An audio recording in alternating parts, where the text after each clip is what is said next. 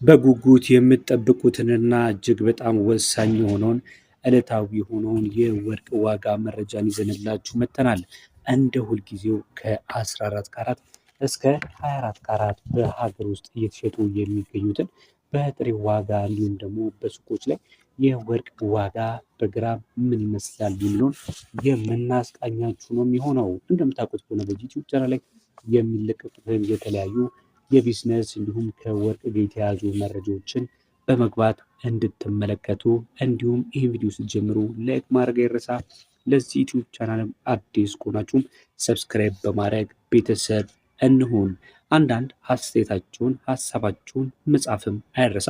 የቻለውን ያህል እንመልሳለን። በተጨማሪም ደግሞ ተመሳሳይ የሆነ ጥያቄ ካላችሁ ከወርቅ ጋር የተያዘ በዚህ ላይ የተመሰረተ ምላሽን የሚሰጥ ተመልካች አይጠፋምና የሚነሳባችሁን ጥያቄ መጠየቅ ይቻላል ማለት ነው። ወደ ዛሬ ወደ ያዝንላችሁ ወደ ወርቆቹ ካራቶች ከመሄዳችን በፊት ግን እርግጠኛ ሆኑ ሰብስክራይብ ስለማድረጋችሁ። አሁን ቀጥታ ወደ ወርቆቹ ዋጋ ነው የምንሄደው። እያነጻጸረን እነግራችኋለሁ። ትላንት የነበረው ስንት ነበረ፣ ዛሬስ በስንት ጨመረ ወይም ደግሞ ቀነስ የሚለውን እነግራችኋለሁ።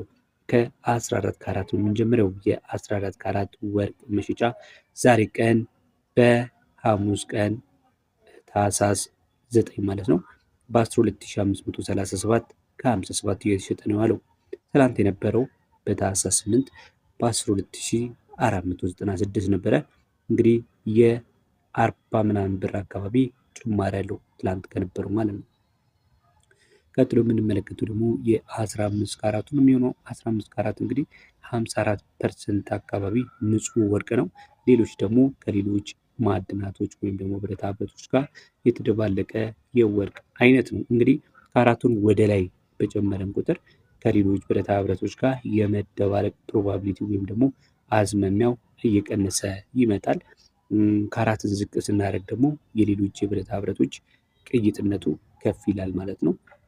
ካራቱ ዝቅ ሲል በተጨመረ ደግሞ ዋጋውም እንዲሁ ዝቅ ይላል ማለት ነው።